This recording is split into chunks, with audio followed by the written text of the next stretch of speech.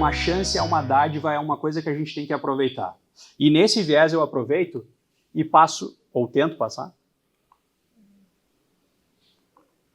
Acho que tu vai ter que passar para mim, Ingrid. Essa é a primeira folha. E essa, para mim, é a mais importante do grupo de estudos. O grupo de estudos previdenciário foi criado pensando nisso aqui. A ideia da nossa comissão é essa, tá? Isso não é uma coisa minha, isso é da nossa comissão. Eu sempre digo que o previdenciário, para quem trabalha na área, a gente está nos trilhos de um trem e tem um trem vindo nos pegar. Se a gente não estudar, se a gente não correr, se a gente não for atrás, esse trem vai passar por cima da gente. E pessoal, eu não estou falando de coisas assim distantes. Hoje, nessa mesma reunião que o Dr. Fernando falou, nós somos informados que todos os prazos do EPROC vão mudar, no meio de março agora. Aquele início do prazo para abrir, que a gente trabalhava com isso, vai acabar de existir. Não vai mais ser assim. Então, todo o organograma dos nossos escritórios vão mudar a partir daqui 30 dias. Tá? A gente está falando hoje agora de uma instrução concentrada, isso a nível de IBDP, da Instituto Brasileiro de Direito Previdenciário, do qual também com muito orgulho faço parte. Nós estamos falando de instrução concentrada. O que é isso? Todo o sistema processual, todo o sistema de provas do processo vai mudar. Não vai mais ser como a gente conhece hoje de audiências. Isso vai mudar, já está mudando em alguns tribunais, e vai mudar aqui também na sequência. Então, assim, quem não estudar, quem não se atualizar no direito previdenciário, não fica na área. Tá? E isso não é de hoje, pessoal. Quando eu comecei há muitos anos atrás já, tá, na área, a gente via que o direito previdenciário era uma extensão do civil, era uma extensão, parte parece que da justiça do trabalho, parte do direito tributário, e ninguém sabia o que era direito previdenciário. Era uma coisa muito nova. Se tinha alguns doutrinadores, e até o Dr. Pedro, que é meu sócio, sempre fala isso, eu acho ele uma fala muito inteligente que eu vou copiar aqui. Os maiores doutrinadores de direito previdenciário são vivos. E não são velhos. Por quê? Porque é uma área que se reconstrói o tempo todo. A gente trabalha com portarias, a gente trabalha com enunciados, a gente trabalha com coisas que mudam quase que diariamente. Se nós não nos atualizarmos, e por isso o objetivo do grupo de estudos, e nós vamos ter outros ótimos profissionais da comissão, tá? Nós temos uma comissão muito forte, com muitos profissionais muito bons, que vão vir aqui. Então se reservem nas suas agendas, quem quer aprender isso, toda quinta-feira, a última quinta-feira de cada mês, nós vamos ter outros profissionais brilhantes aqui com vocês que vão trazer conteúdos muito bons. Tá? Então, se vocês entenderam essa primeira parte, eu já estou muito feliz. E a segunda parte que eu falo para vocês é, quando a gente fala de laudo pericial, pessoal, não tem modelo. O modelo é a realidade do cliente. Não existe uma fórmula mágica, não existe porque não é porque funcionou no processo da doutora Mariane que vai funcionar da doutora Mariana do lado. Não funciona assim. Você tem argumentos, você tem teses, você tem material que você pode usar, mas não é porque funcionou num caso que vai funcionar no outro. É um trabalho, ele é muito gratificante e muito ingrato ao mesmo tempo. Ele é muito gratificante porque, como eu falei com vocês, a gente faz diretamente a diferença entre ganhar e perder um processo. Se o laudo está ruim, a gente sabe que o juiz não é adstrito ao laudo. Sim, a gente sabe disso. Mas a gente sabe que na imensa maioria dos processos, o parecer do laudo é o parecer da sentença. Tá? E você pode fazer, e quando você modifica isso, quando você traz uma nova perícia para o cliente, quando você muda esse cenário, tá? Isso profissionalmente é muito gratificante. Porque você altera a realidade daquela pessoa. Você coloca a comida na mesa daquela família. Tá? E ao mesmo tempo, ele tem esse toque de ingrato para nós, profissionais da área, porque você pode fazer o melhor trabalho do mundo, você pode buscar um material, fazer o que for, e isso não te dá uma garantia de êxito no processo. Por quê? Porque não é assim. Tanto é que tem muitos escritórios que sequer fazem essa parte, pessoal. O laudo é bom, ok, ganhamos o processo, o laudo é ruim, ok, perdemos e vida que segue. Nós, como profissionais, como eu falei para vocês, a gente tem que ter esse sentimento de querer fazer diferente, a gente tem que ter o sentimento de querer buscar algo melhor para o cliente, senão não tem sentido o nosso trabalho. Se vocês entenderam até aqui, para mim, eu estou satisfeito, a gente pode terminar por aqui. Agora eu vou dar umas dicas para vocês do dia a dia mesmo, de eventos, casos do escritório, coisas que a gente já conseguiu no escritório, algumas teses, algumas coisas que a gente pode usar no dia a dia que talvez facilite o trabalho dos colegas também, tá? Por favor. Bom, vamos lá. Eu não pretendo fazer uma conversa com vocês chata, tá? Então eu vou fazer perguntas para vocês também. Na visão de vocês, quando é que começa a impugnação do laudo pericial? Alguém se arrisca? É depois do laudo? Parece óbvio essa resposta, mas eu vou dizer para vocês, começa no início do processo, no primeiro atendimento. Nós que somos advogados, precisamos entender que o processo é um jogo. Nós temos que produzir, temos que saber jogar o jogo para ganhar. Funciona da seguinte forma, Quando você fecha no seu processo um auxílio por incapacidade, um benefício assistencial, um auxílio acidente, você precisa entender assim, ó, eu quero chegar aqui, o que eu preciso fazer para chegar aqui? Qual é a tese do meu processo? Eu vou abordar o quê? Que a atividade dele, a limitação no joelho não permite que ele faça determinada atividade? Ou eu vou provar que se ele voltar para o mercado de trabalho ele vai ter um agravamento no quadro dele? Eu preciso entender, eu preciso arquitetar isso na minha cabeça em como eu vou ganhar o processo. Essa é a primeira parte que a gente precisa entender. Não adianta fazer o processo de qualquer jeito, não adianta fazer o atendimento inicial de qualquer jeito, porque isso vai dar reflexo lá na frente. Você precisa, e a gente fala muito isso. Lembra que eu falei do modelo? Eu não posso reclamar do judiciário que faz alguma coisa modelo se eu faço igual na minha casa.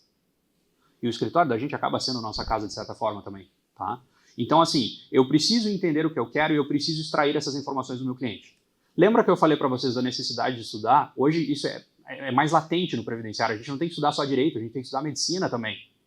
Porque, por exemplo, um cliente chega para fazer um processo conosco, o mais comum, tá? Problema de coluna. Se eu não pedir a documentação correta, pessoal, não tem impugnação de laudo depois, eu não tenho material para trabalhar. É simples. Eu preciso entender o que eu preciso no processo. Então, por isso a importância de a gente estudar, de a gente ir atrás, tá? Não vou conseguir passar, vai ter que ser tudo. Bom, como eu falei, pode passar, por favor. Começa no atendimento, tá? E aí, depois do atendimento, vai chegar um momento processual em que a gente vai ter, de fato, o laudo pericial. Seja ele laudo socioeconômico, seja ele laudo médico, a gente vai ter esse momento lá na frente, depois que nós construirmos a nossa petição inicial, que tivemos a parte, nós vamos ter o laudo pericial. Qual é o primeiro papel do advogado no laudo pericial? Nós fazemos um papel quase que de conferir se a situação está correta. A gente não entra no mérito. Eu sei que o comum, e quando vocês fazem lá no escritório de vocês, o que a gente faz? A gente desce correndo e vai ver ali a conclusão. Tem ou não tem incapacidade. Eu sei que isso é comum, mas a parte principal que a gente tem que fazer é, bom, o meu cliente tem incapacidade pelo quê? Ou ele tem a condição de pessoa condição de pessoa com deficiência por qual motivo? Por causa disso, disso, disso. Ele tem que idade, ele tem que grau de instrução. A primeira parte que a gente vai fazer, e aqui eu trago duas telinhas para vocês, a da minha esquerda aqui é como nós fazemos as petições iniciais lá no meu escritório, tá? E a da direita aqui é como é o laudo pericial. Nós fazemos sempre um resumo para o perito, por quê? Porque eu preciso entender, lembra que eu falei para você sobre entender o jogo? Eu preciso entender que o perito não vai ler 50 documentos. Que o juiz dificilmente vai ler 50 documentos para chegar ali. Aqui nós trazemos um resumo do processo e eu vou fazer com que esse resumo bata com o laudo. Eu vou ver se tudo que eu aleguei lá nesse resumo está batendo com o laudo pericial. Porque essa é a minha primeira tarefa como advogado depois que for feita a perícia, tá? Vejam que a primeira parte que eu mostrei para vocês ali tem só os dados mais da pessoa mesmo.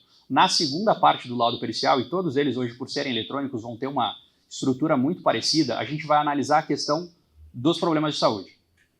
Tudo que eu aleguei no meu processo, ele foi utilizado? Ele foi avaliado? Que exames que foram feitos? De novo, pessoal, eu vou bater nessa tecla. Eu preciso saber o que são os testes físicos. Eu preciso entender de medicina para avaliar isso. Ah, tem gente para entrar. Pode passar.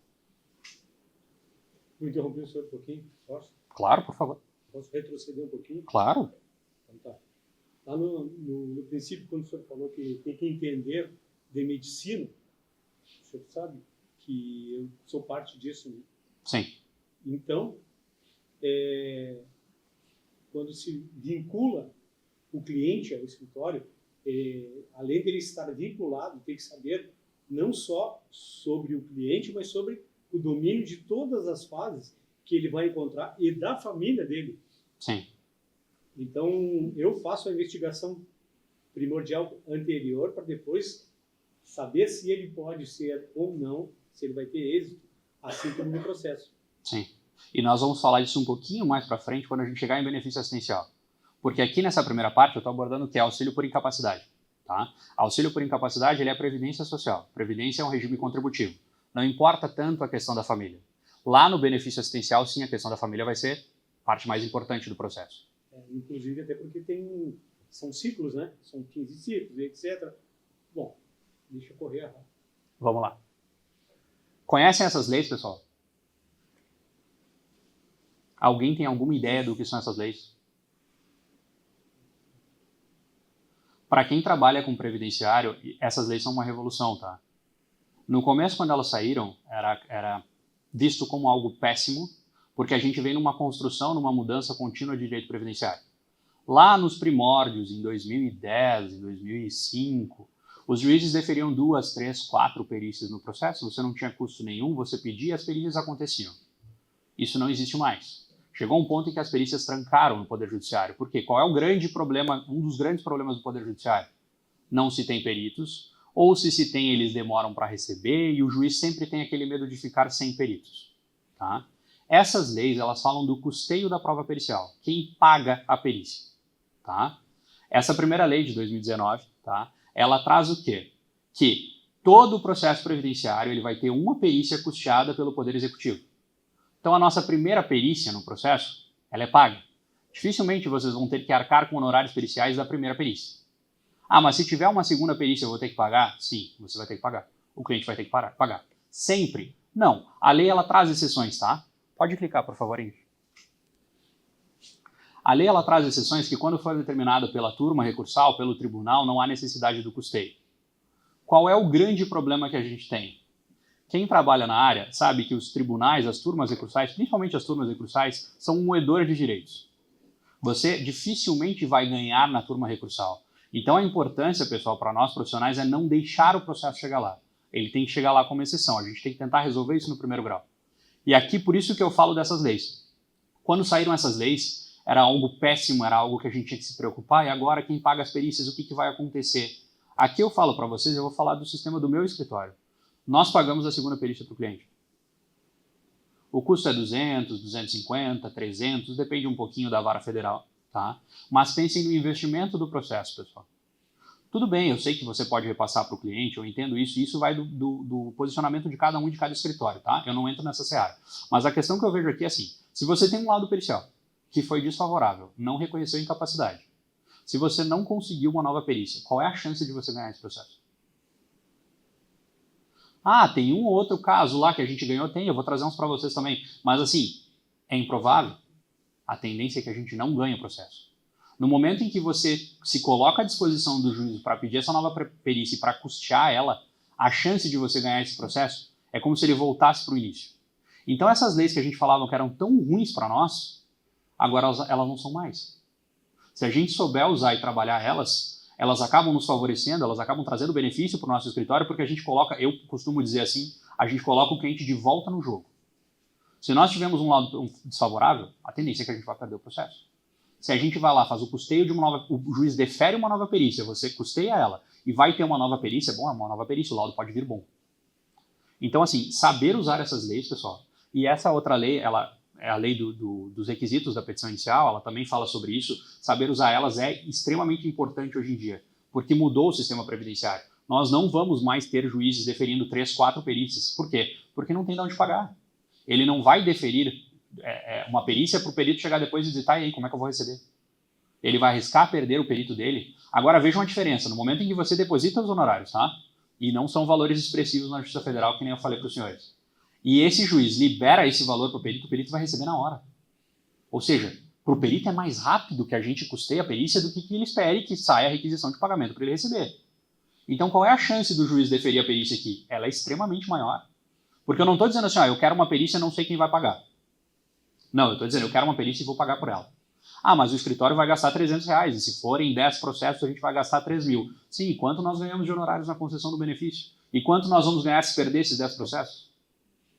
Então aqui, tá? Eu entendo perfeitamente que alguns vão preferir repassar para o cliente, que outros vão custear, sei que isso depende muito do porte econômico de cada escritório, mas independente disso, tá? Independente se você vai pagar ou se o cliente vai pagar, você precisa entender que sem essas leis aqui, você não vai ganhar a segunda perícia. Ah, eu posso arriscar fazer o recurso para a turma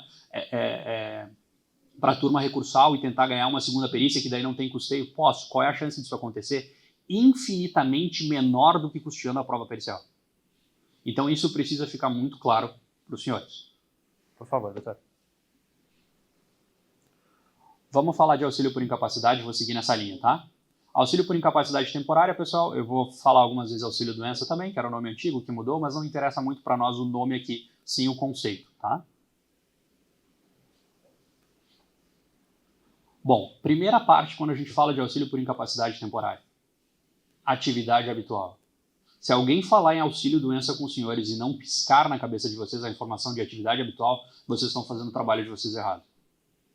Isso precisa ficar muito claro. E aqui eu trago um exemplo, por exemplo, de advogados. Tá? Vocês têm 3 fotos aqui.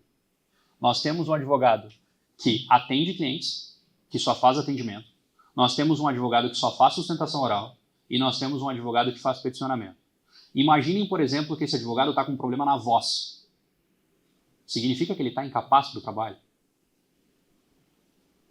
Depende. Se ele trabalha só com sustentação oral, sim, ele está incapaz para o trabalho, ele não tem como fazer sustentação oral. O trabalho dele é esse. Se ele faz atendimento com o cliente, também vai ser muito mais difícil, ele não vai conseguir falar. Se ele faz peticionamento interno, ele vai ter algum problema para trabalhar? Bom, salvo na instrução concentrada que vai entrar agora, ele não vai ter problema nenhum. Ele vai fazer o trabalho normal. Tornar a atividade habitual genérico, pessoal, é o que acaba com o processo previdenciário por incapacidade. É o grande erro que a gente bate que precisa modificar nos peritos. Porque, por exemplo, eles chegam lá, empregada doméstica. Ok. Toda empregada doméstica faz a mesma coisa? Tá, e se a casa da pessoa tem 3 andares, ela tem um problema no joelho, tem que subir escada e descer o dia inteiro. É a mesma coisa de quem trabalha numa casa de um andar só? Não é. Então a lei é muito clara quando ela fala em atividade habitual. E se nós não analisarmos a atividade habitual, não há processo previdenciário de incapacidade. E aqui, pessoal, eu chamo a responsabilidade para nós também. Quem é que tem que entender qual era a atividade profissional do cliente e trazer isso claro no processo? É o juiz? É o perito ou somos nós? O advogado. Então, a primeira falha, aquela falha que a gente reclama tanto lá, nós não podemos cometer nos nossos escritórios.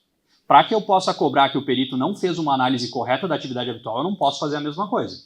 Eu tenho que ser detalhista com a atividade profissional do meu cliente. O especial, o diferente. O diferente, eu tenho que entender o dia a dia do meu cliente. Se eu não entender o dia a dia, onde ele trabalha, o que ele faz, e isso varia até conforme a região que ele mora, pessoal. Porque assim, tu tá falando existem locais aqui no Rio Grande do Sul que a gente está falando que imperam atividades braçais. Não tem indústrias em algumas cidades. E aí, qual vai ser a possibilidade de reinserção no mercado de trabalho dessa pessoa? Eu vou ter que analisar isso também sobre o prisma da atividade habitual e da localidade que ele mora.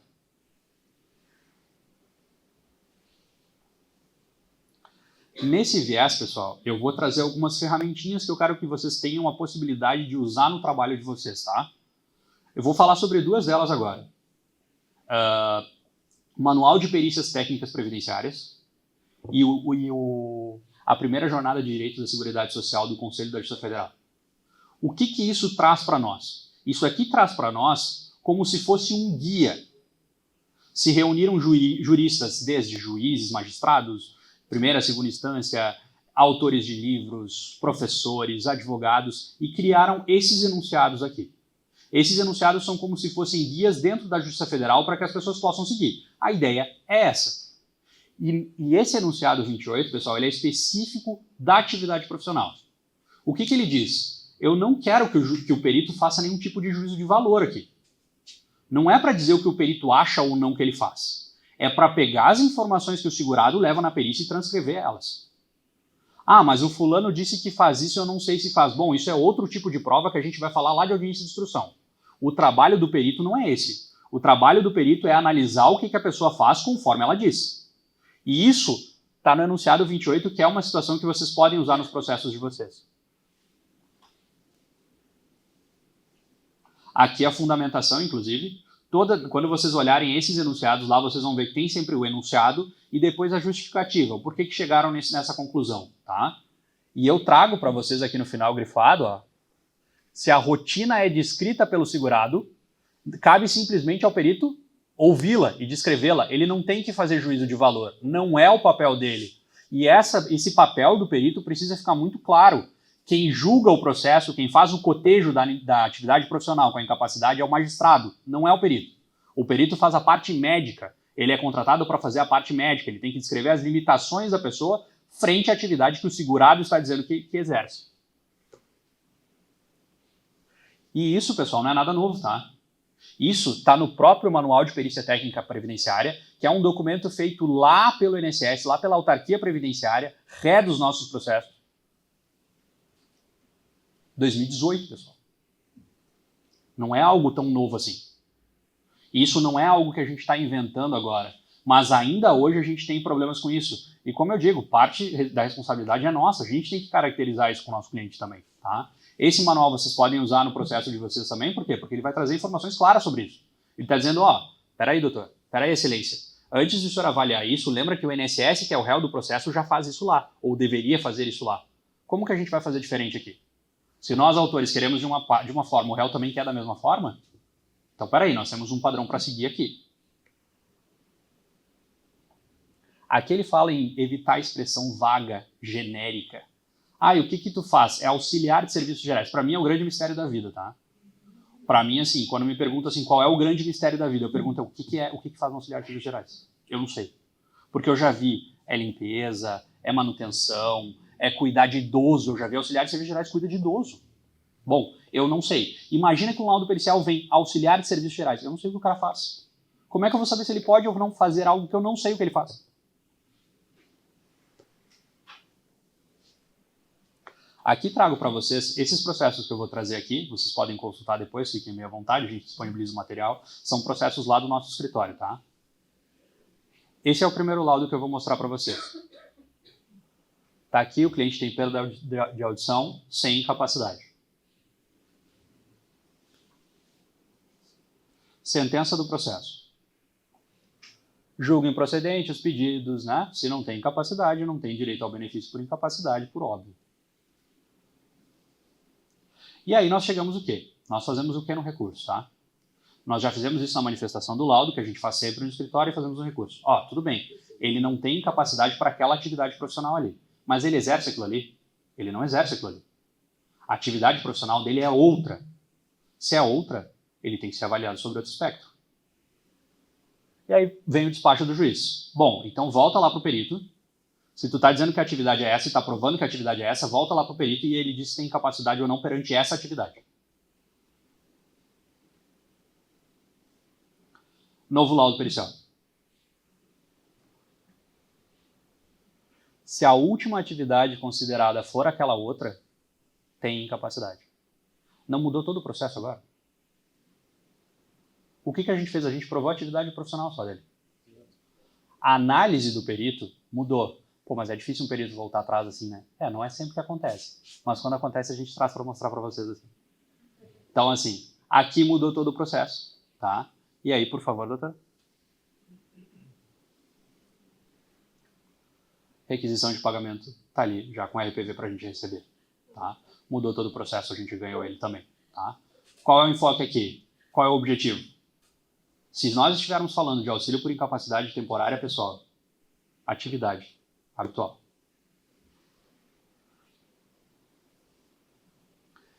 Como se prova a atividade habitual? Existem muitas formas de provar a atividade habitual, tá? Para começar, a gente nem precisaria provar. Aquele enunciado 28 que eu falei para vocês fala que tem que levar em consideração o que o segurado está comentando, tá? Mas vocês podem provar isso... Nada menos que a descrição do que ele comenta que ele vai fazer as atividades. Do dia a dia dele. Ninguém sabe a melhor atividade do segurado do que ele mesmo. Exatamente. Se há necessidade de produzir prova, tá? Quais provas eu posso usar? Qualquer uma. Nós somos treinados na faculdade, às vezes, de uma forma, na minha visão, um pouquinho equivocada, tá? A gente é treinado assim, tal coisa eu preciso de atestado médico, tal coisa eu preciso disso, tal coisa eu preciso daquilo. Não, a gente pode fazer vídeo, pessoal. Hoje a gente tem a liberdade de gravar um vídeo com o cliente e juntar no processo. Não precisa autorização do juiz para isso. Você pode gravar com o seu cliente e juntar na petição inicial, se quiser. Você pode trazer, e aqui a gente fala muito do PPP, e quando a gente fala do perfil profissiográfico previdenciário, a gente fala em tempo especial. A primeira coisa que vem na nossa cabeça é, se tem um PPP, então eu estou falando de atividade, de tempo especial para aquela contagem de aposentadoria. Sim, esse é o raciocínio primeiro que vem, tá? Mas ele serve muito para cá. E eu não vou trazer a parte de agente nocivo aqui. Eu vou me preocupar aqui. Eu vou me preocupar com profissiografia. O que ele faz, tá? Posso trazer prova testemunhal, posso trazer outros meios de prova, não há problema nenhum nisso. Mas vejam que o PPP aqui pode nos ajudar a passar por essa etapa também. Ele é uma ótima ferramenta para impugnar laudo pericial. Vem um laudo pericial ali dizendo qual é a atividade profissional dele, você junta, não é essa, está aqui o PPP. A empresa está dizendo que não é essa. Então você fez a análise errada.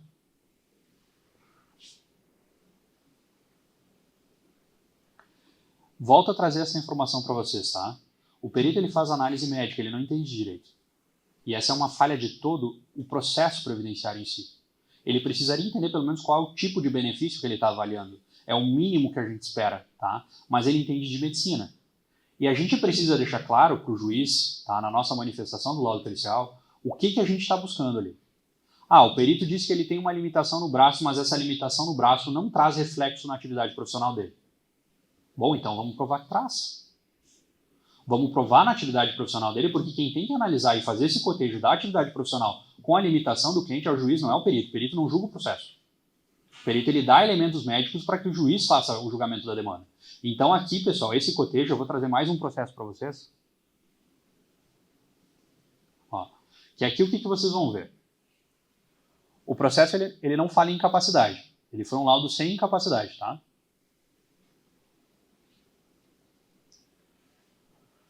Só que quando o perito faz o histórico aqui, quando ele descreve as atividades profissionais, ele fala que o cliente tem uma limitação no ombro. Fez mais de 30 sessões. Aqui, exame físico. O exame clínico refere dor ao nível do ombro esquerdo que lhe impede o movimento de rotação e dificulta a abdução de modo voluntário. No modo passivo, as restrições são menores. Necessita de fisioterapia. O perito diz, espera aí. Ele não pode fazer exercícios, né, com o ombro. Ele pode trabalhar, mas ele não pode. Aqui foi avaliado sob o espectro da atividade profissional? Não. Revezamento hoje de pessoal passando. Obrigado, doutora Vanessa. Nossa manifestação foi o quê? Bom, ele trabalha como cuidador de idosos. Cuidador de idosos, pessoal, exige força pra caramba. Toda vez que ele precisa ir no banheiro, dependendo do caso, né? Você tem que para começar, assim, decúbito na cama, você tem que virar a pessoa de 2 em 3 horas, porque senão ela vai ficar cheia de escaras, tá? E virar uma pessoa, se ela não quer ser virada, não é fácil. Levar uma pessoa no banheiro que não tem condições não é fácil. Então é uma atividade que exige força, que exige esse movimento do ombro. Nós trouxemos isso para o juiz, tá? Trouxe um pedacinho para vocês da ideia. E esse foi muito legal, porque imediatamente depois da petição, saiu já a decisão do juiz, tá? E ela basicamente diz o quê? Olha, a prova pericial disse isso. Eu não concordo com a prova pericial. Eu não sou adstrito ao laudo. O juiz disse? Sim, aqui na sentença. Está dizendo isso. Eu não concordo com a prova pericial, eu entendo que tem a limitação, e com essa limitação eu entendo que ele não pode fazer a atividade de cuidador de idosos. Então, assim, existem juízes bons, tá? Principalmente nessa seara das varas federais, tá? Não é assim, causa perdida. Nós temos juízes que são humanos, nós temos juízes que leem os processos, tá? Vou garantir que é todos? Não vou, também não temos só advogados bons, tá? Mas assim, esse juiz leu a nossa manifestação, se manifestou nesse sentido e mandou a concessão do benefício. Não houve recurso do INSS. E de novo eu vou terminar só para vocês verem, ó, nossa petição, 9/9, direto para a conclusão do juiz, direto sentença procedente depois, nesse mesmo processo. E depois eu vou trazer a informaçãozinha das RPVs ali sempre, tá? Agora eu trago outro ponto que foi resolvido isso recentemente agora, assim, que é um ponto bem discutível. Vocês sabem o que é segurado obrigatório e segurado facultativo? Show. Segurado facultativo é aquele que não exerce nenhuma atividade obrigatória perante a Previdência, ele paga porque quer. Normalmente é o estudante, é a dona de casa. E qual é a atividade habitual do estudante? Estudar? Qual é a atividade habitual da dona de casa? Ficar em casa. Existe uma questão de gênero, tá? Que a mulher é muito prejudicada no processo, em vários pontos, tá? E esse é um deles. Alguém que trabalha no dia a dia e ficou um mês em casa? Nada é pior do que ficar um mês em casa. Cara, o trabalho de casa ele não termina, é muito pior que no escritório. Eu fico um mês em casa e eu tô louco para voltar para o escritório. Eu acho que eu vou estar maravilhado de ficar em casa, eu tô querendo voltar para o escritório, porque o trabalho de casa ele não termina. Você terminou de arrumar a cozinha, graças a Deus, já a sala tá toda desarrumada. Aí você vai lá, arruma, limpa, faz comida e a cozinha já foi também. É um trabalho sem fim. Eu acho muito mais desgastante e valorizo muito mais quem cuida da casa do que quem trabalha fora, na minha visão, tá? Mas para o judiciário, não. Eles acham que a dona de casa, por exemplo, é uma mulher que fica sentada no sofá, tá? Vendo TV e comendo pipoca. Não, ela faz quando ela quiser. Imagina. Né? Ela faz atividade quando der na telha dela fazer e tá tudo certo. Pessoal, Esse enunciado que eu vou trazer para vocês agora também, da primeira jornada de Seguridade Social, ele muda um pouquinho esse aspecto. Ele fala, por favor, doutor. Ele diz basicamente o seguinte, ó. Se tinha discussão sobre a proteção previdenciária por incapacidade do segurado facultativo, não tem mais. Ele tem. Se tu paga um seguro, tu tem que ter uma contraprestação. Qual é a contraprestação aqui? Ele tem que avaliar, nesses casos, a possibilidade do ingresso ou do reingresso no mercado de trabalho. Então não é só... Claro, tu pode fazer análise sobre as atividades da pessoa dentro de casa, não há problema nenhum, mas além disso, pessoal, a gente precisa fazer um quesito aqui, a gente precisa trabalhar, e nessas reuniões que o Dr. Fernando tinha falado com vocês, a gente está trabalhando isso também, tá? Com os juízes aqui, porque é obrigado que faça essa análise também. Qual é a chance dessa pessoa se reinserir no mercado de trabalho? Vamos voltar um pouquinho no tempo. Hoje, graças a Deus, as mulheres são independentes. O pessoal do escritório sabe, nós temos muito mais mulheres no escritório, porque eu acho, particularmente, as mulheres muito mais inteligentes que os homens. Tá? Mas, assim, há um tempo atrás, nós tínhamos aquela cultura de que a mulher ficava em casa e o homem ia trabalhar e sustentar o lar. Ok. Aí tem lá a mulher que ficou 40 anos em casa. Qual é a chance dela? Pagou lá como facultativo, que já é raro, porque normalmente nem pagava, porque o homem dizia, eu sustento a casa, a mulher não vai precisar de aposentadoria, mas ok, ela pagou. Qual a chance dela, sem estudo, sem nenhuma experiência profissional, sair aos 50 anos sem ser no mercado de trabalho? Zero. Sempre me dizem, mas tem a fulana. Sim, tem um caso que conseguiu, tá? Mas o normal é que não consiga. É atípico. Então, assim, esse enunciado, ele diz o quê? Pessoal, além de analisar as atividades da pessoa, tá? Eu preciso analisar essa possibilidade de reinserção no mercado de trabalho. Isso aqui tem que ser trabalhado nos nossos processos, porque isso é algo novo. É algo assim, já era para estar um pouco mais difundido, mas a gente vê que na prática, você pergunta isso para o perito, ele diz, não sou vidente. Eu não estou pedindo para te prever o futuro, isso é uma garantia que foi dada, é um avanço da legislação previdenciária. Tu não tem como saber efetivamente se vai ou não vai se inserir, mas qual é a probabilidade? E aí eu sempre recomendo que na hora de fazer o quesito, você faça o quê? Qual é a probabilidade? É muito provável, provável, é razoável, é improvável, ou avalia como tu quiser, perito, mas me diz o que tu quer fazer. Porque senão me diz, fui induzido na resposta. Não, olha, põe qualquer avaliação que tu quiser, mas avalia a possibilidade de reinserção no mercado de trabalho dele, por favor. Aqui, pessoal, ainda em benefício por incapacidade, tá? Eu vou cuidar do horário, que eu não quero deixar vocês de castigo muito tempo. Qual é a chance, quantos processos vocês já não tiveram da mesma pessoa que vocês entraram com o processo na justiça, ganharam o processo, 6 meses depois ela voltou lá, negaram de novo. E aí você entrou com o processo de novo, e 6 meses depois a pessoa voltou, negaram de novo. E tem clientes que a gente tem lá no escritório que tem 9 processos, 10 processos conosco, tá? Aqui, pessoal, é algo que a gente está trabalhando também com os magistrados, a Comissão de Seguridade Social aqui de Gravataí está trabalhando isso com os magistrados, que a gente quer mudar um entendimento. Que é, pensem que algumas enfermidades que causam incapacidade são inflamações, por exemplo, elas são ligadas ao trabalho da pessoa. Se a pessoa descansa, fica um tempo em casa, repousa, melhora. E aí ela volta a fazer o mesmo trabalho depois. Qual é? Cara, não precisa ser um gênio para saber que ela vai ficar incapaz de novo. E isso foi discutido, tá?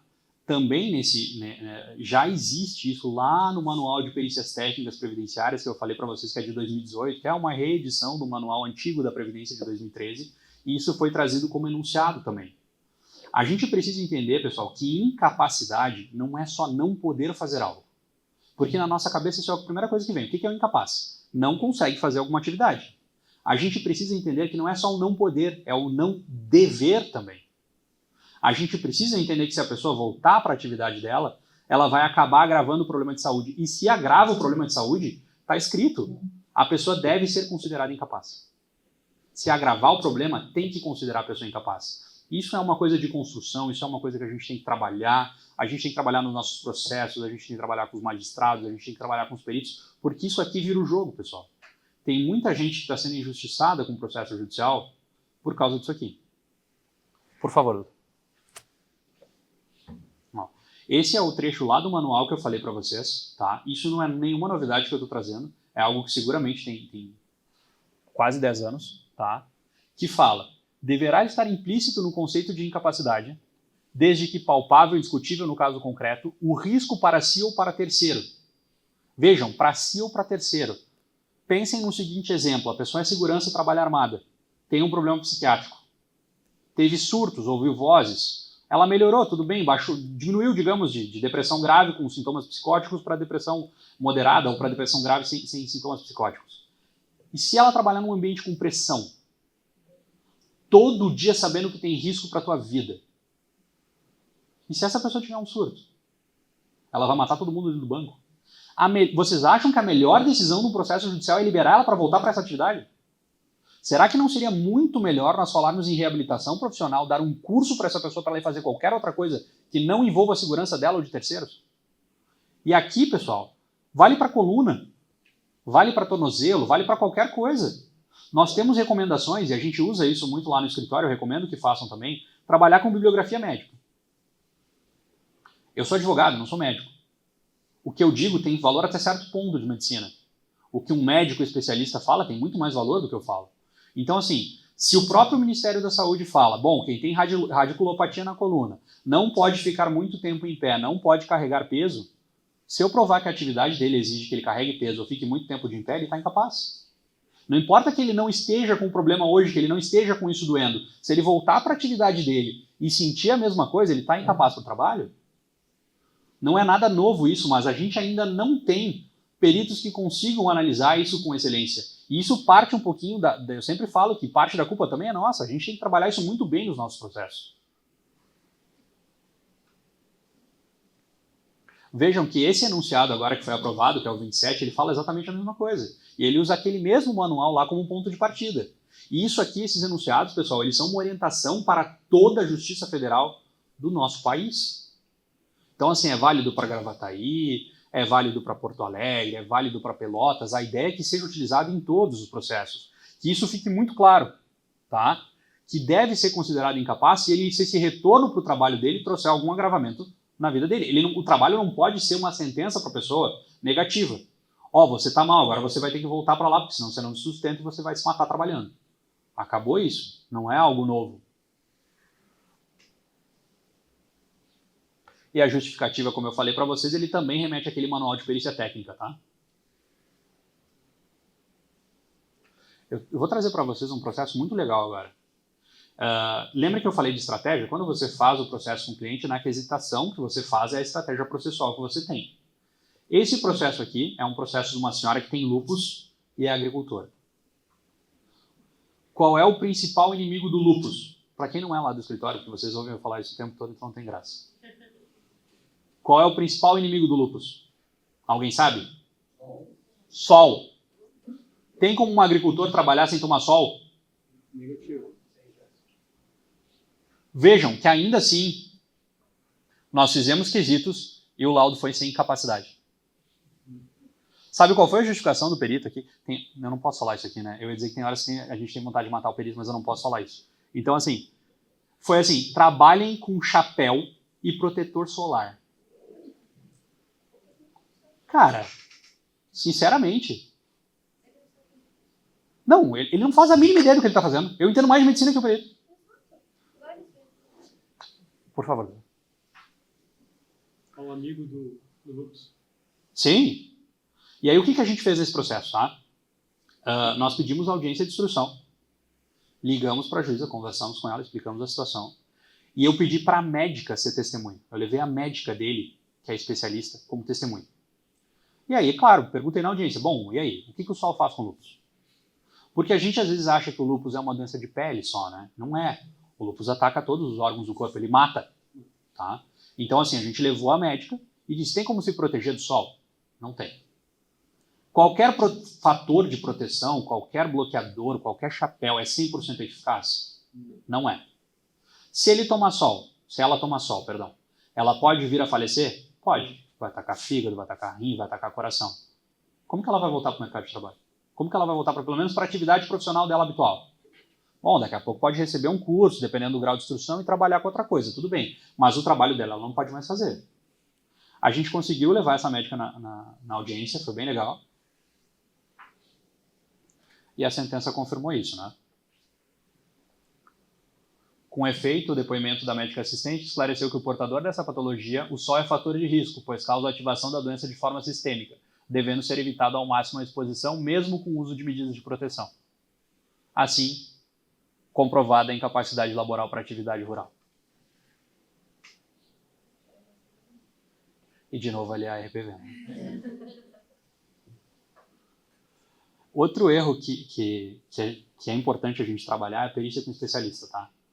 Existe isso? Não existe isso? Como é que funciona a perícia com especialista? Algum tempo atrás, eu volto a dizer para vocês que o direito previdenciário é uma coisa em construção, tá? Algum tempo atrás se dizia, não, tem que fazer tudo perícia com especialista. Show. Tem um entendimento da TNU, Turma Nacional de Uniformização, e quem trabalha com isso sabe que a maior parte dos processos por incapacidade é GEF. É juizado. Não passa do valor da causa para rito normal. Então eles vão para a Turma Nacional ou para a Turma Regional de Uniformização. Tá? Vão para as turmas recursais e depois vão para lá. Quando a gente fala em turma regional ou turma recursal, da onde que eles julgam os processos? De todo o Rio Grande do Sul. Não é uma turma específica para os processos de Gravataí, outra turma específica para os processos de Porto Alegre. E o que acontece? Alguém aqui advoga no interior? Advoga no interior. Quantos peritos tem nas varas do interior? De qual cidade que vocês advogam? Quantos peritos? Ah. Olha, tá levando em torno de 6 meses para a primeira perícia. Tá, ou seja, tem um perito. Tá? Imagina a gente pedir um especialista lá. Então, quando a turma recursal ela avalia esses processos, pessoal, ela não está avaliando o processo de Gravataí. Ela está avaliando o processo, todos que chegam lá vão ser avaliados da mesma forma. Por quê? Porque um dos recursos que existe nos juizados é o incidente de uniformização. O incidente de uniformização é mais ou menos aquela fofoca, tá? Ó, o Jeová avaliou desse jeito, o Fabrício avaliou daquele, vocês não podem, vocês têm que fazer a mesma coisa. Isso é um incidente de uniformização, tá? De uma forma bem simples é isso. Então, como é que eles vão dar uma decisão diferente? Essa decisão vai ter que se aplicar lá para onde vocês advogam. Então, assim, não existe mais perícia com especialista desde 2008. Quando é que existe? Quando é que vocês vão trabalhar isso no processo de vocês? Aqui eu trouxe para vocês, né, a questão que eu já falei também, né, que o recurso acaba indo para as turmas recursais, né, que a gente tem que pensar no coletivo aqui. Por favor, doutora, pode passar. Esse é o entendimento da TNU. Vejam, ele é de 2008, pessoal. Tem gente pedindo perícia com especialista hoje, ainda, sem saber dessa fundamentação de 2008. Eu não estou trazendo uma novidade para vocês. Vejam que eu falo da importância de estudar previdenciário. A gente está falando, é uma decisão de uma turma nacional de uniformização para todos os juizados de 2008.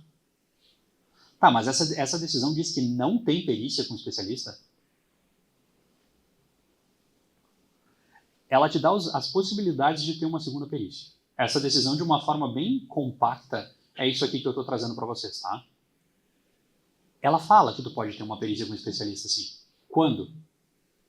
Quando o caso for tão raro que tu vai entender que o perito normal não sabe o que está fazendo. Tá, tudo bem, a doutora Fernanda me disse antes que ele não sabia que era lúpus, imagina um caso raro. Mas sim, a ideia é essa, pessoal. E o que vocês precisam fazer no processo de vocês? Precisam demonstrar que essa doença é rara. O foco é justamente mostrar o seguinte, olha, o Fabrício é um ótimo perito, não tenho nada contra ele, tá? Mas esse caso aqui não adianta, eu preciso de um reumatologista, não tem como analisar isso, porque não é do dia a dia dele, talvez ele nunca tenha trabalhado com isso, como é que ele vai analisar isso? O nosso foco aqui, pessoal, para conseguir essa perícia com especialista é demonstrar isso de forma clara. É deixar, ó, tá aqui, essa bibliografia fala nisso. Eu vou trazer um exemplo para vocês agora, por favor, Indy. Que a gente traz um processo específico também sem incapacidade, tá? Ela tem aqui alguns problemas raros de artrite reumatoide. Existem algumas complicações mais graves, que é essa síndrome de Feld, tá? Que ataca o baço e ataca outras partes do corpo. Então ela foge do lugar da artrite reumatoide, só, por si só, e vai para uma questão um pouquinho mais difícil, um pouquinho mais rara desse tipo de doença. O laudo foi ruim, como eu mostrei para vocês. Na impugnação a gente traz uma série de artigos, tá? Falando que afeta menos de 1% dos casos, que é uma coisa que é extremamente rara, que não é comum que se trabalhe com isso, que a maior parte das pessoas sequer sabe o que é esse problema de saúde. O nosso trabalho na impugnação desse tipo de processo é isso. Mostrar, ó, isso aqui não é uma coisa comum. Isso aqui é uma coisa totalmente diferente. Precisa de um especialista, porque o médico comum não sabe o que é isso. Como é que ele vai avaliar o que ele não sabe? Despacho, requer nova perícia com o reumatologista, defiro o pedido de realização de prova pericial, condicionado, que nem eu falei para vocês, ao pagamento. Lembra que eu falei lá da 13876, da 14331, as duas leis aquelas? Cara, aqui eu tinha duas opções. Ou eu pagava R$200, ou o cliente pagava R$200, né? Ou o processo ia ser perdido. A gente tem esse ponto aqui. A gente acredita nos nossos clientes, fizemos um investimento. Doutor, hoje vai ser esse debate aqui. Se ninguém falar, eu vou falar, vou continuar falando. Por favor. O senhor sabe que eu atuo também lá em Torres, no Fórum de Torres. Tanto também no INSS lá. O que acontece? Pessoas que são portadoras de CA, alguém sabe dizer o que é CA? São todos advogados? Pois não. É mais fácil que o pessoal consegue ouvir também. Alguém sabe me dizer o que é CA? Câncer, olha ali. Eu vou ter que cumprimentar o seu funcionário, mas que é o meu colega. Então, eu fico constrangido em falar, porque eu sou portador de CA, e esse aqui foi continua sendo meu professor. Então, o que acontece? Eu me defendi em relação a isso, porque pessoas não têm a capacidade, e muitos advogados não sabem o que é CA. Aí você fala, para não chegar e dizer, eu tenho câncer de rim, eu tenho esta portabilidade de entrar sem precisar ser registrado. É vexatoso você entrar num fórum, aí pedem para que você seja registrado. Aí você é obrigado a dar um carteiraço também, porque é uma vergonha. Não só num fórum, mas qualquer condicionabilidade pública, aonde você entra, eu vou ter que dizer que eu tenho CA. A pessoa não sabe o que é CA. E eu fico constrangido, eu me sinto constrangido em ver outros clientes que eu também defendo que têm CA. E CA de formas diferentes. E é muito vexatoso. O doutor sabe também que acontece isso. E você participa desse globo todo dia, aí você tem que defender.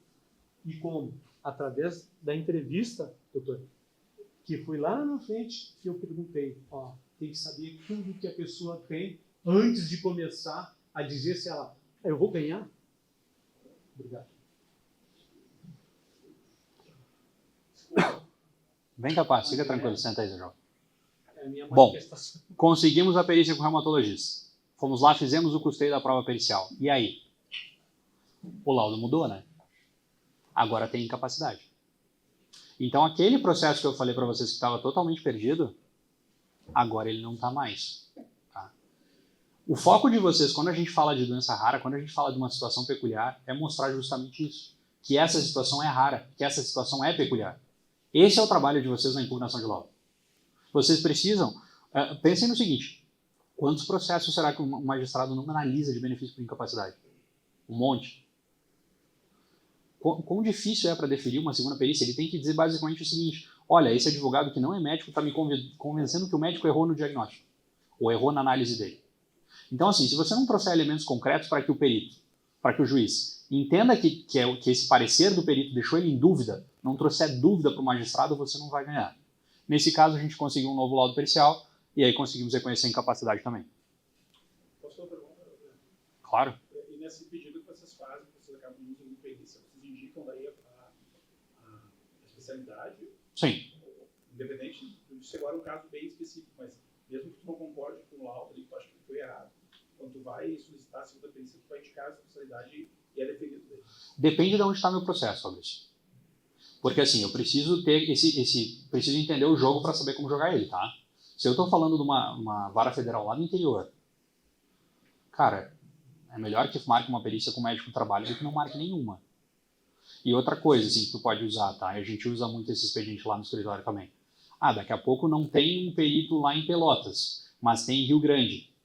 Rio Grande eu consulto, vou lá, tem uma lista dos peritos, é 100 e poucos quilômetros. Não é o fim do mundo para o cliente. Não é a melhor coisa também, tá? Mas assim, eu prefiro conversar com o meu cliente e pedir para ele ir para Rio Grande ou pedir para ele para Passo Fundo, para outra cidade, do que ele perca o processo.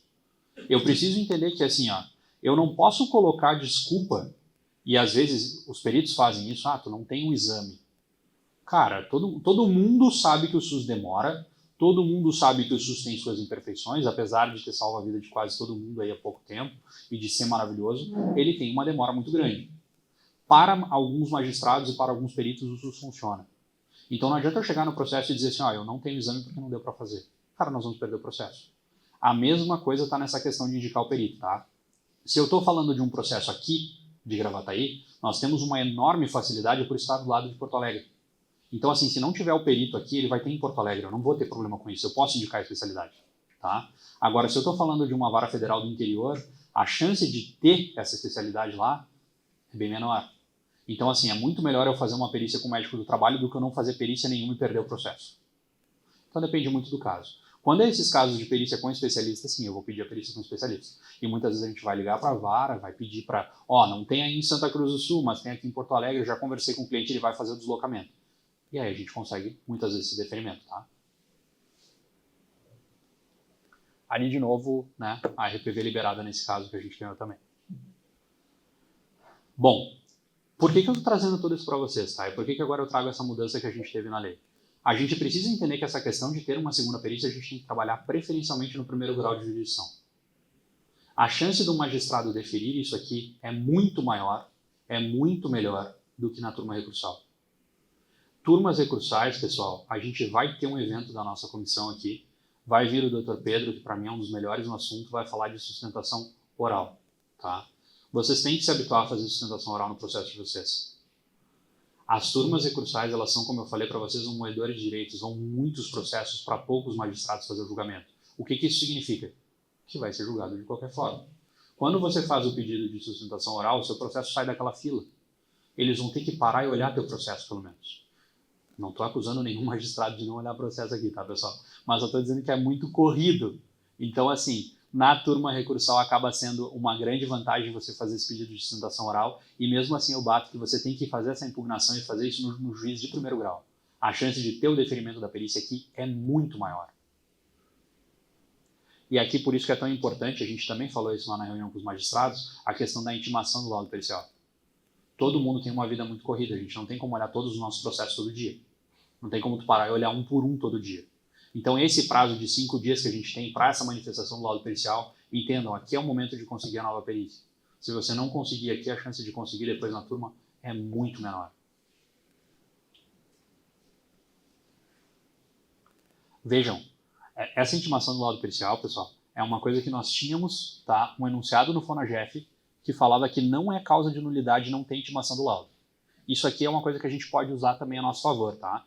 Isso aqui é um Fórum Nacional dos Juizados Especiais Federais, eles têm como se fosse uma orientação para os magistrados. E aí tinha esse enunciado 84, que dizia, não precisa intimar do laudo, não é causa de nulidade.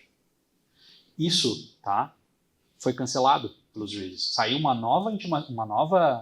novo enunciado agora e cancelou esse antigo. Ou seja, se não era nulidade antes, pessoal, eu vou entender que agora é. E aí ele faz o quê? Tá? Que cumpre os requisitos da ampla defesa a concessão do prazo de 5 dias, que é o que a maior parte dos magistrados está fazendo hoje. A gente tinha um problema muito grande com isso antes, tá? E isso está aos poucos se modificando também, a gente está conseguindo esse prazo de 5 dias, e entendam, aqui é o momento de vocês, tá? Tudo que a gente for alegar de laudo pericial é aqui.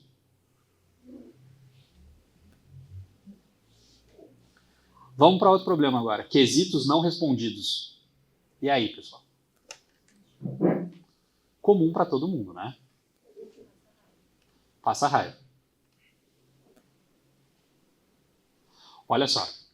Bom, o CPC fala que tem que responder quesitos das partes, tá? Ninguém tem dúvida sobre isso. O Fórum Interinstitucional Previdenciário da 4ª Região, vocês sabem o que é? Isso aqui é um fórum, tá? Que se reúnem advogados, representantes da AGU, juízes, são todo mundo que participa, bancos muitas vezes, que participa do processo previdenciário, eles se reúnem para chegar no entendimento do que é melhor para o processo, o que é melhor para a sociedade. Tá? E essa pauta dos quesitos, a gente pode usar esse enunciado também nas nossas petições, porque isso também foi debatido lá. Que também foi uma preocupação que foi levada pela OAB, no sentido de que, tem que responder os quesitos. O próprio Manual da Justiça Federal, eles têm um manual interno que isso é divulgado para todos os peritos quando entram, tá? Também está disponível ali, eu mando para vocês depois. Que diz, tem que responder os quesitos das partes. E agora temos uma resolução do Conselho Nacional de Justiça também falando da importância dos quesitos mínimos e que sejam usados os quesitos que têm que ser respondidos pelos peritos. Show, trouxe para vocês várias informações de que tem que responder. Funciona? Não funciona. Como é que a gente ataca isso? Só tem uma forma de a gente atacar isso, tá, pessoal? Não adianta fazer choradeira, não adianta fazer recurso dizendo não respondeu meus quesitos. Isso por si só não vai funcionar. Mesmo você fazendo um trabalho sério, um trabalho competente, ainda é muito difícil que funcione. Mas para que vocês tenham chance de que isso funcione, tem que provar isso aqui. Se não provar que teve prejuízo em não ter teus quesitos respondidos, você não vai levar. O que é o prejuízo? Eu preciso provar que o retorno dele ao trabalho vai causar agravamento da situação. Por exemplo, fiz um quesito sobre esse sentido e não foi respondido. Isso é provar prejuízo. Você precisa provar que aquele teu quesito não respondido muda o foco do processo. Se você não provar o prejuízo, não adianta chorar, não adianta falar, não adianta fazer recurso, não adianta fazer sustentação oral, porque eles vão dizer, os juízes passam a mão na cabeça dos peritos aqui, tá? Eles dizem assim, pois é, não foi respondido, né? Mas eu entendo que tem os elementos necessários para me julgar a demanda aqui. E tem o julgamento de igual forma. Eu vou trazer para vocês 2 processos agora, tá? Podia trazer outros exemplos também, mas eu trouxe só para fim de... que os magistrados eles estão começando a entender, e eu trago um de Santa Cruz do Sul, e o próximo, por favor, Ingrid. É aqui de Gravataí, tá? Aqui da 2ª Vara Federal de Gravataí. Que o juiz vai lá e manda intima o perito para responder os nossos quesitos. Não respondeu, vai lá, intima e vai responder. Isso eu estou falando aqui de processos que vocês também atuam também nessa vara, tá? Então, assim, foco, pessoal, demonstrem o prejuízo, porque senão não vão responder os quesitos de vocês. Súmula 78 da TNU. Eu vou mais uns 15 minutos, prometo não deixar vocês de castigo, tá? Súmula 78 da TNU. Alguém sabe o que é? Alguém tem alguma ideia? Pode passar, Ingrid. Súmula 78 da TNU é aquela que fala do HIV, tá?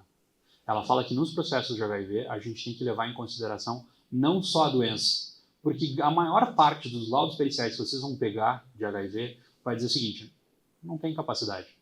A gente está falando de um avanço na questão do HIV, que na década de 80, década de 90, era uma sentença de morte.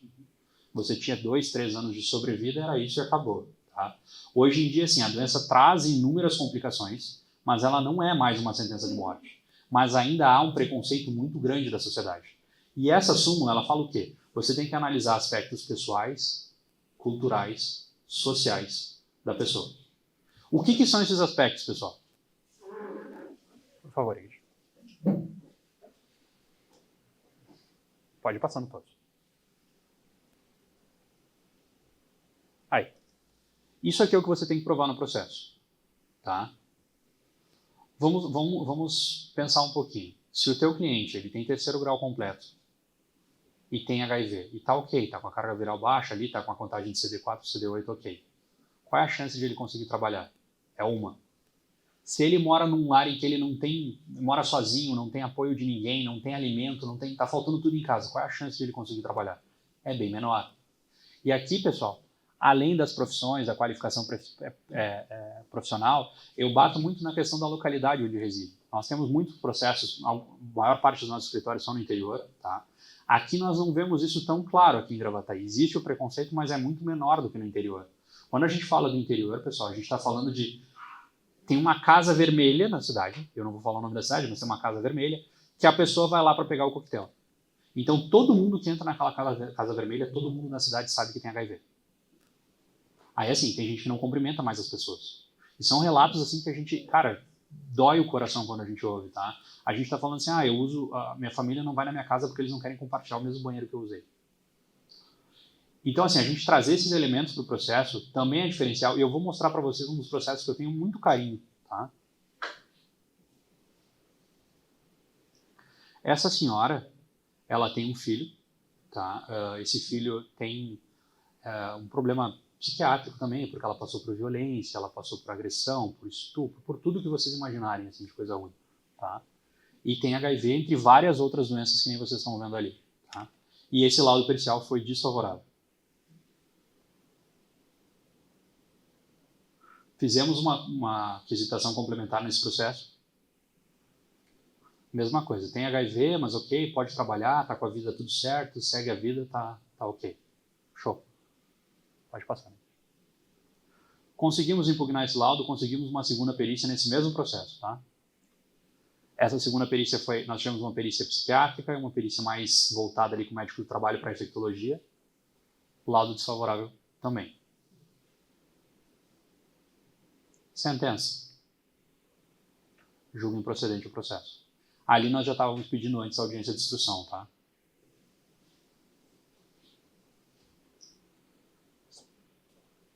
Chegou na turma recursal, julgamento do acórdão. Aqui, antes eu trouxe essa parte porque eu quero ressaltar bem, como eu falei para vocês, a importância da sustentação oral, tá? Esse processo ele foi visto um pouquinho diferente. Por favor, doutor. Negado o provimento ao recurso. Perdemos, né? Nós fizemos embargo de declaração dessa decisão, tá? Conclusos com embargo de declaração e foi para despacho, tá? Esse processo, depois do acórdão, foi remetido em diligência para fazer a avaliação social. Agora, nesse momento, depois que aconteceu tudo, os juízes, existe uma súmula, né? Vocês já pediram lá na impugnação do laudo, pediram no recurso e ninguém viu. Vamos fazer agora. Eu lembro que quando aconteceu isso, eu liguei, não é daqui, eu não vou dizer a cidade, mas eu liguei para a nossa colaboradora da cidade e disse o seguinte, eu vou parar agora e vou fazer quesitos nesse processo. Fiz quesitos e pedi para ela, mandei os quesitos no WhatsApp e disse, tua letra é mais bonita que a minha, coloca eles num papel, escreve à mão, entrega numa cartinha para o cliente e diz para ela que é para entregar na mão da assistente social e dizer que eu pedi para responder. A decisão, tá? Que foi para a questão da avaliação social. Pode passar, por favor. As respostas dos quesitos, tá?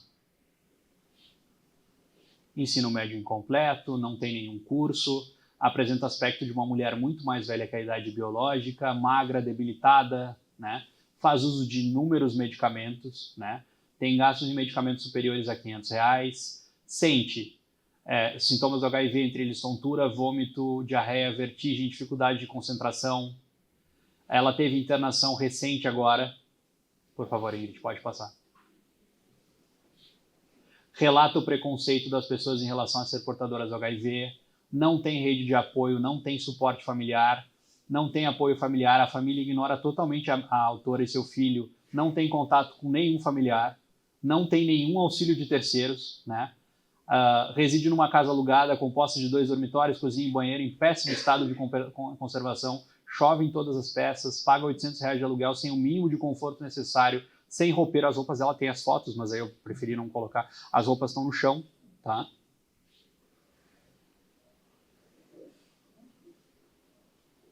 Verbaliza o preconceito das pessoas em relação à sua doença grande. Já mudou de cidade e acha que vai ter que mudar novamente. O filho, muito triste, me responde, meus colegas de colégio me disseram, ela tentou fazer pastel para sobreviver, para vender. Meus colegas de colégio me disseram, ninguém vai comprar pastel da tua mãe tem AIDS. Vocês imaginam a vida dessa família? Vocês imaginam as dificuldades que eles passam? E pensem na grandeza do nosso trabalho, no quanto faz diferença. O quanto esse benefício, esses atrasados, essas parcelas vencidas, fizeram diferença na vida dessa pessoa. Por favor, doutora. Requisição de pagamento, os magistrados mudaram o entendimento do acórdão, concederam benefício para ela e todas as parcelas atrasadas. Me dói um pouquinho saber que a gente não ganhou aposentadoria por incapacidade permanente para ela ainda, tá? A gente ganhou um auxílio por incapacidade temporária e a gente está batalhando num novo processo de aposentadoria. Mas igual a gente ganhou todo esse período de atrasados para o cliente, tá? Vocês conseguem dimensionar o quanto o trabalho de vocês é importante na vida das pessoas? O quanto a gente faz diferença? Vocês viram relatos da família dessa pessoa? Vocês imaginam o quanto ela já sofreu na vida? Entendem a importância de a gente tentar fazer um trabalho com excelência no nosso trabalho? Pensem a diferença que isso trouxe para a vida dessa família, pessoal.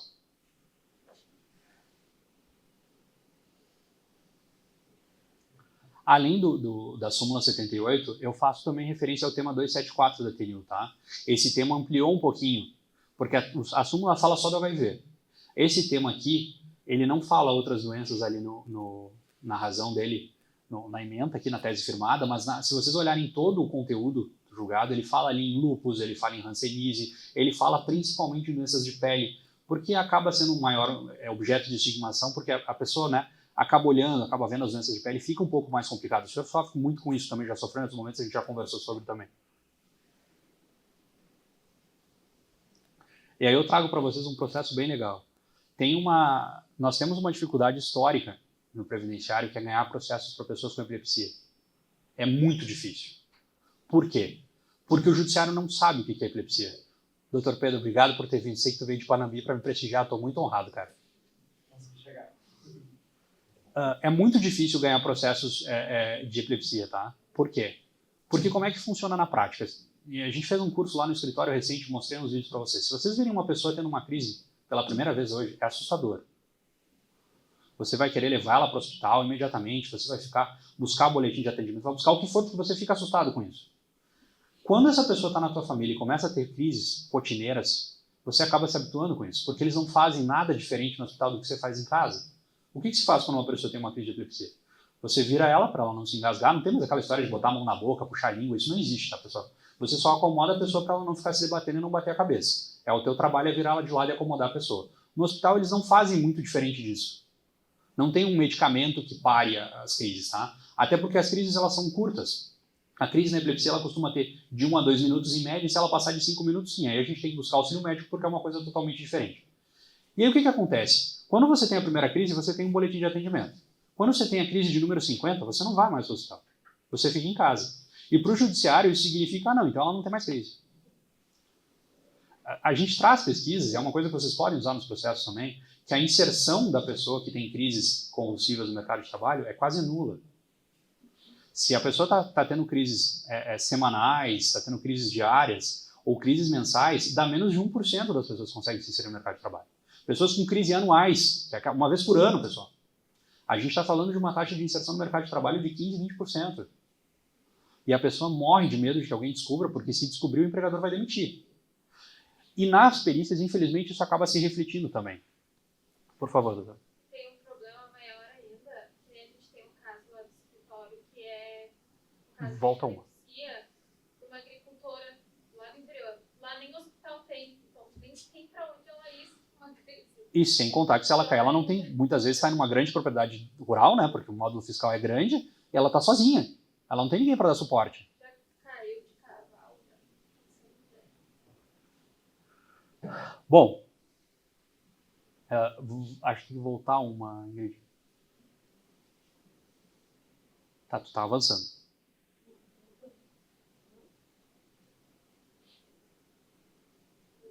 Não. Para de avançar. Pelo amor de Deus. Tá tão cansativo assim, vocês já querem ir embora, pessoal? Passa uma só agora. Show. Esse laudo foi ruim. O que a gente trouxe, tá? Procurei tapar ali por questão, obviamente, né, de preservar a pessoa, mas a gente trouxe fotos da pessoa toda machucada. E mostramos para o juiz, cara, sim, tu pode me dizer que ela não tem crise, mas não é verdade. Não é porque ela não tem um boletim de atendimento, porque ela fica em casa, que ela não tem crise. E a gente trouxe, né, esses retratos dessa pessoa, e eu acho que esse é um trabalho que a gente tem que fazer no previdenciário, tá? Tentar dar rosto, tentar dar vida para o nosso processo, para não parecer que é só um número. Agora sim, Ingrid. E aí a sentença, mesmo com laudo desfavorável, foi no sentido de procedência e de concessão do benefício para ela, tá? Inclusive concedeu a aposentadoria por invalidez. Bom, terminamos a parte do laudo desfavorável. E se vocês olharem no laudo e tiver a parte ali, reconheceu incapacidade, dá para soltar foguete, dá para soltar rojão, estamos tranquilo? Ainda não dá. Exatamente, doutor, perfeito.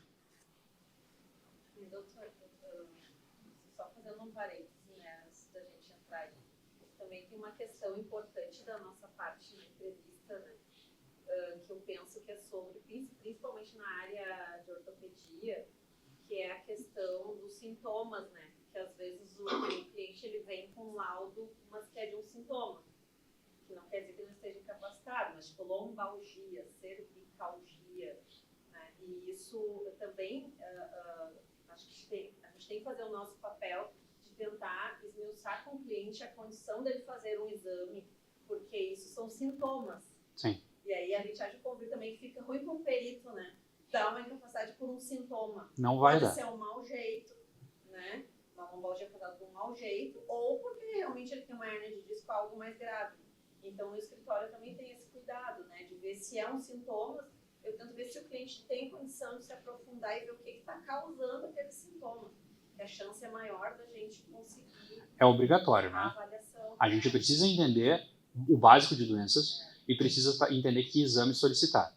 Porque, por exemplo, um problema de coluna, não adianta fazer raio-x, né? Tu vai só gastar dinheiro. É mais barato? Eu sei que é mais barato, mas não adianta, ele não mostra. Raio-x é parte dura, parte óssea. Se tu quer ter uma profundidade para ver uma alteração maior na coluna, você precisa fazer uma ressonância ou uma tomografia. Se o cliente mencionar, por exemplo, até dei curso recente nisso também, por exemplo, o cliente menciona, que é uma coisa muito comum, tá? Menciona assim, ó, eu tenho fraqueza na perna, é como se minha perna ficasse bamba, eu perco força, eu caio. Você precisa fazer uma eletroneuromiografia também. A gente usa a eletroneuromiografia muitas vezes só para síndrome do túnel do carpo, mas a gente precisa entender pelo menos o básico de todas as doenças e que exame solicitar. Porque não adianta, que nem eu falei, assim, eu entendo, assim, ó, se dependesse de mim, o cliente ele recebia o benefício no momento que ele assina o contrato de honorários comigo, mas não depende. Então, assim, no momento em que eu estou trabalhando com alguma enfermidade, eu preciso entender o que o médico vai precisar para fazer essa análise. Se eu não fizer essa análise no início do processo, e assim, às vezes eu digo para o cliente, tá? É muito comum o cliente dizer, mas estou esperando o SUS. Cara, a gente sabe da dificuldade do SUS, mas a gente tem que dizer para o cliente o seguinte, eu uso essa abordagem, tá? Talvez funcione para os colegas também. Olha, o seu processo vai demorar 6, 7 meses. O senhor já tem 3, 4 meses de atrasados, tá? Então, seu processo vai ter 8, 9 meses de duração. O salário mínimo está 1.500 e pouco. Então, 9 vezes isso, a gente já está falando de mais de 10 mil reais. O senhor vai gastar 400, 500 para fazer o exame agora, mas o senhor tem chance de ganhar esses 10 mil.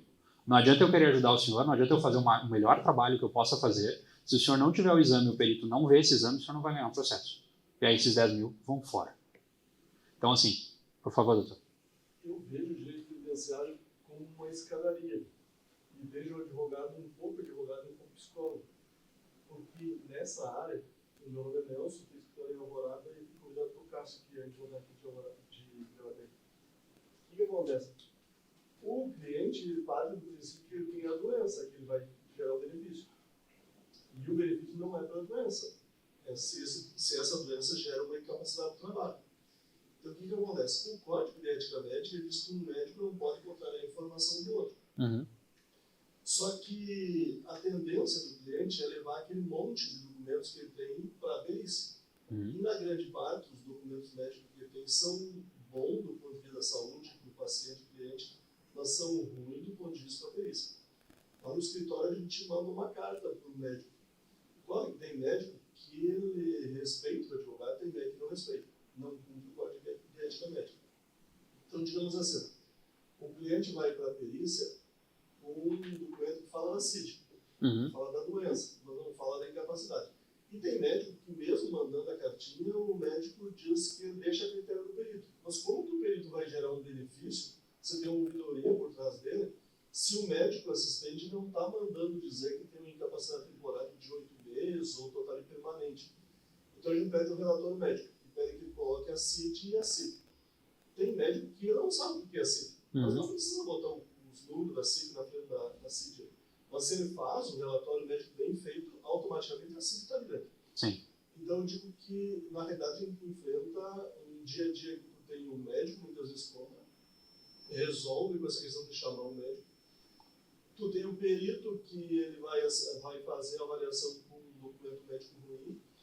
Então, se o advogado consegue fazer uma entrevista bem feita com o cliente, fazer um acordo com o cliente, tem a tendência de ganhar. Eu ouço dizer o seguinte, agora chegou na hora do senhor jogar, agora chegou na hora do senhor chutar em gol. Porque se não amarrar bem com o cliente, ele vai acordar um acordo com o advogado e vai ir na perícia e vai levar os documentos que vão ajudar ele, entendeu? Sim. Então, eu sempre parto do princípio de fazer uma discussão bem feita com o cliente no início para conseguir vencer lá no fim dele. E tem toda a razão, e tem muita coisa importante que o senhor falou na sua fala. Primeiro, assim, o senhor mencionou que às vezes o médico está contra. Não, a gente está contra todo mundo. Literalmente, a gente está contra todo o sistema. O INSS não está nem aí para o segurado, se ele está recebendo ou não. O médico assistente, se é o médico assistente do SUS, muitas vezes ele também não está nem aí para o cliente, se vai receber ou não. O médico perito está fazendo a perícia pelo valor que ele vai receber de pagamento ali, também não está nem aí para esse cliente depois. tá? E o cliente muitas vezes acaba sendo um número. A gente tem que brigar contra todo o sistema. A gente tem que brigar contra médico, contra perito. E para mim tá tudo certo, tá? O meu cliente é o meu cliente, o resto eu não ligo a mínima para o que vai pensar de mim, tá? Nós também temos esse hábito de fazer pedido para o médico. A gente coloca especificamente o que a gente quer. A gente não fala só em termos técnicos, a gente fala, olha, eu quero sintomas, eu quero os efeitos colaterais da medicação, eu quero se precisa ou não de cirurgia, conforme o caso. E na orientação de perícia, doutor, o que a gente faz lá no escritório é assim, nenhum cliente, a ideia pelo menos é que nenhum cliente vá para a perícia sem falar conosco antes. A gente não pede para o cliente mentir, a gente não pede para o cliente inventar, não é nada disso. Mas a gente precisa entender que para nós uma perícia é algo comum, é algo que a gente vê centenas por semana. Para o cliente não é. Para o cliente aquilo ali é o evento da vida dele. Então, assim, se tu não conversar com o cliente e explicar o que vai acontecer, muitas vezes ele acha que ele está indo para lá assim, eu vou me arrumar, eu vou me perfumar, é o momento de eu ser o Superman na perícia. Não, não é. É o momento de tu mostrar o que tu sente. E, inclusive, na documentação, tá? Sou casado há muito tempo, eu vejo Masterchef com a minha esposa, tá? Vou copiar uma frase de lá, às vezes o menos é mais, né? Não adianta tu levar... Pensem, o perito faz de 10 perícias pelo CNJ, tá? 10 perícias no consultório dele e 20 na sede da Justiça Federal, que é permitido. Então, assim, ele vai fazer 20 perícias no dia, ele quer ir embora para casa, receber os 200, 300 reais do dia dele e ir embora para casa. Tu acha mesmo que se tu levar 100 documentos na perícia, ele vai olhar? Então, às vezes, é muito mais vantajoso eu tirar aquelas 700 receitas do meio. Sabe lá no início, quando eu mostrei para vocês ali que eu fiz um comparativo do laudo pericial com a petição que a gente faz um resumo para o perito? Esse ano a gente está imprimindo aqueles resumos, que tem ali as datas de benefício, e mandando junto na perícia como capa dos documentos. Aqueles dois ali e depois os documentos médicos, porque ali tem as datas, para evitar depois que eu tenho que, vou ter que retroagir, vou ter que fazer isso, tá? Então, assim, perfeita a colocação do senhor, concordo plenamente. Além de orientar o cliente, que é importante, facilita para a gente trabalhar no laudo pericial, a gente separar a documentação e entender o que precisa, tá? Se a gente hoje, lembra que eu falei lá no início para vocês, pessoal, se a gente não entender hoje de medicina, a gente não tem como fazer um trabalho bom. Tudo bem, eu não preciso saber lá a curva de Gauss ou saber alguns detalhes maiores, mas pelo menos o que eu preciso de documentos para cada enfermidade eu sou obrigado a saber. Senão não adianta fazer o processo. Cada um é um processo diferente. Sim, e esse, seu Jová, é uma parte muito relevante, tá? A gente tem um hábito, e às vezes os clientes têm um hábito, e já começa pelo nome, né? O nome é uma merda. O nome mudou agora, graças a Deus, a gente tem uma mudança construtiva na Previdência, porque não existe auxílio-doença. Nenhuma doença dá direito a benefício, pessoal. O que dá direito é incapacidade. A gente tinha aposentadoria por tempo de serviço. Tempo de serviço aposenta alguém. Tempo de contribuição, sim, por isso que mudou o nome. Doença não dá direito a benefício. Às vezes o cliente diz assim, doutor, o meu perito botou aqui CID tal, tem direito ao benefício, né? Não interessa o CID. Vai interferir como essa doença causa limitação na sua atividade profissional, não a doença em si. Por favor, doutor.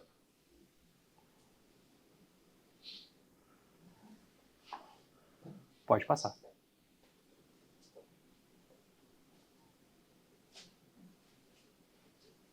Aqui de novo para vocês a questão do pagamento da perícia, que eu já conversei sobre.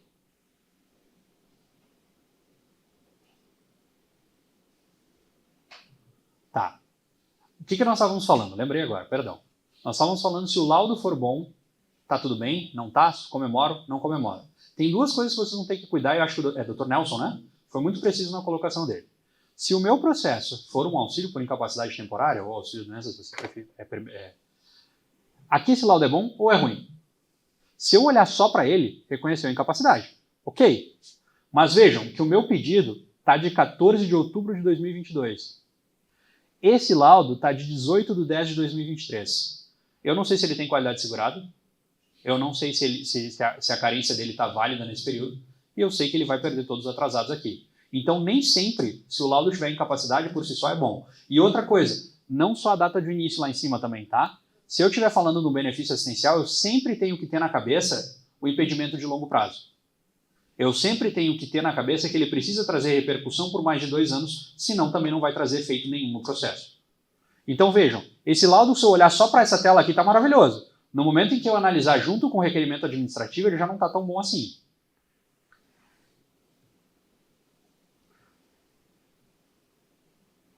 E aí o que aconteceu? Tivemos uma sentença, essa sentença concedeu o benefício, mas o cliente perdeu todos os atrasados.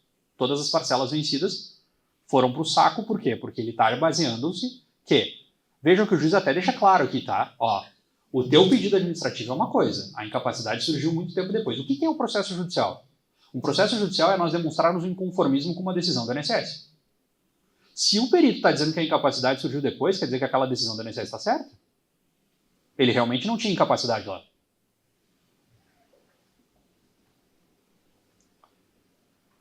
De novo, sustentação oral aqui, o Dr. Pedro, que nem eu falei antes de ele chegar. Né, doutor, nós vamos ter um curso aqui específico contigo, tu também vai fazer parte do grupo de estudos, estamos todos ansiosos para explicar um pouquinho para os colegas como é que se habilita a sustentação oral, como é que se faz lá no dia. Se eu não me engano é em maio, né?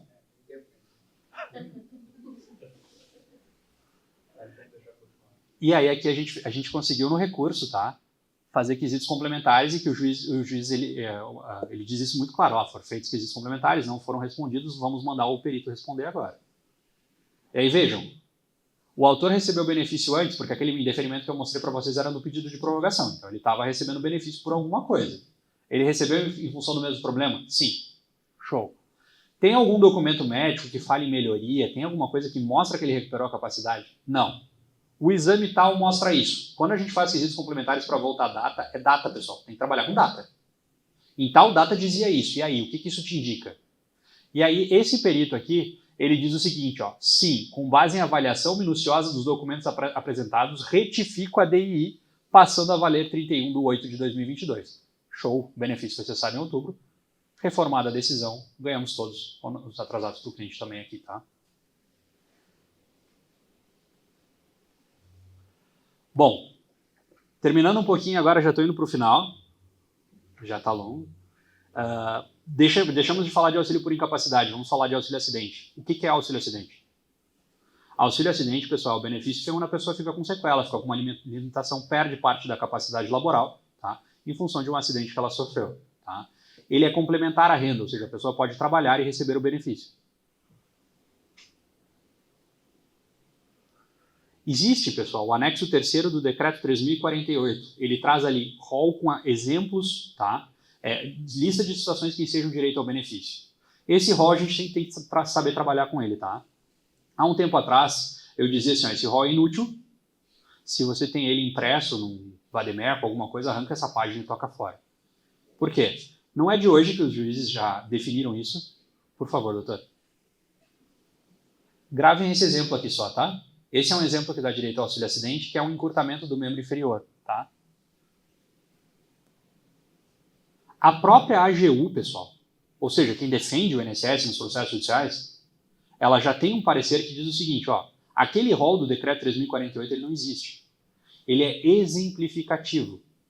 Ele não é taxativo. Então as situações que estão ali, elas ensejam o direito, sim, mas qualquer outra... Pode passar, doutora, por favor? Mais um. O recurso representativo, e que depois surgiu o tema no STJ, ele diz o seguinte, qualquer perda da capacidade enseja o direito ao benefício. Não é aquelas do anexo 3º.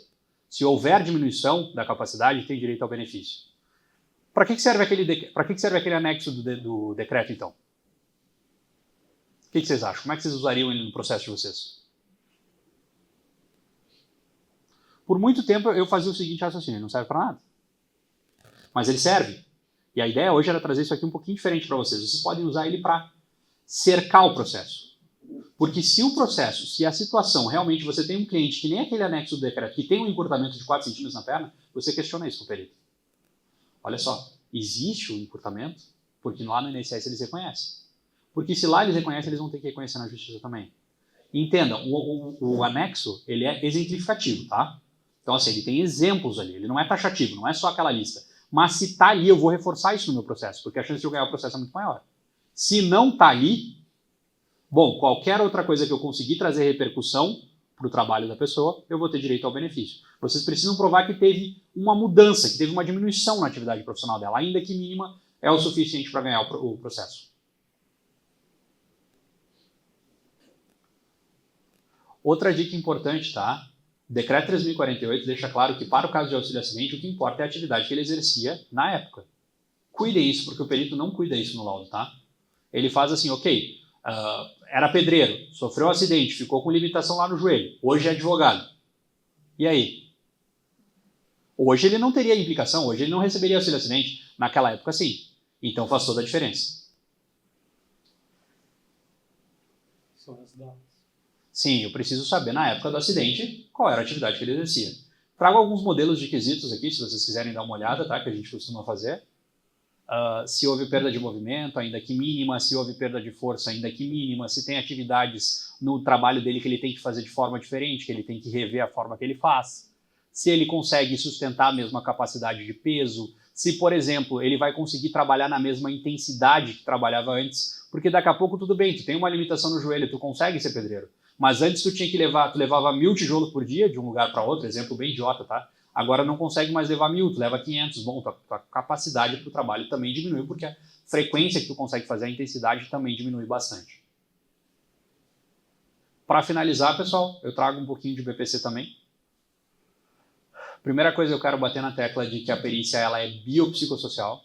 Não existe só perícia médica. Hã? A gente tem conseguido, doutora, mas é complicado, tá? Porque assim, ó, qual era o entendimento antes do médico, tá? Desculpa, do judiciário. Fez a perícia médica, não reconheceu incapacidade. Para começar, não era nem para reconhecer incapacidade. Não reconhece incapacidade, vamos dizer assim, superior a 2 anos. Daí não... A gente tem conseguido. E uma das... E aqui... E o que... Vou tentar trazer umas agora, tá? Bom, primeiro assim, questão de nulidade. Até para fins de recurso, Estatuto da Pessoa com Deficiência e na própria Constituição Federal, tá? Show. Volta um pouquinho, Ingrid. Aí. Olha só. Saiu o laudo da perícia de vocês. A pessoa tem incapacidade laboral. Não era nem para ter capacidade, aqui a gente avalia a pessoa com deficiência, mas tem por 6 meses. Tem direito ao benefício?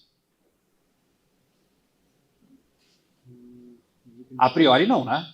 A priori não tem impedimento de longo prazo. Agora vocês vão concordar comigo a importância da avaliação biopsicossocial, tá?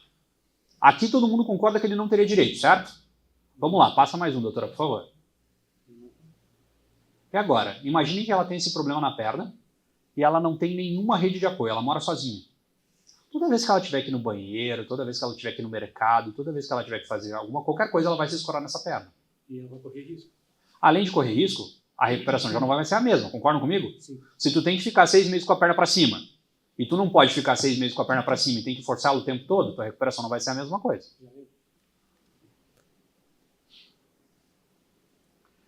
E se eu falar que essa pessoa ela não tem o básico, ela não tem saneamento básico na casa dela, ela não tem higiene, não por falha dela, porque a gente não é uma questão de atribuir culpa aqui.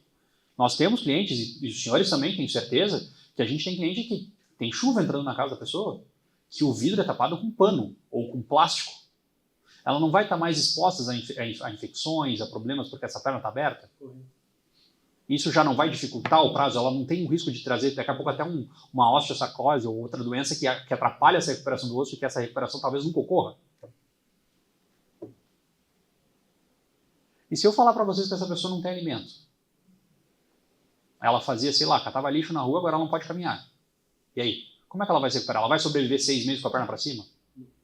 Como é que o juiz pode fazer o julgamento só com aquela primeira frase, então, lá em cima? Não tem como ele fazer. Então, por isso que é tão necessária a perícia biopsicossocial. As dicas aí. Aqui, pessoal, uma coisa que eu bato muito no escritório que eu quero que vocês usem também no escritório de vocês. Para quem que a gente faz quesitos médicos?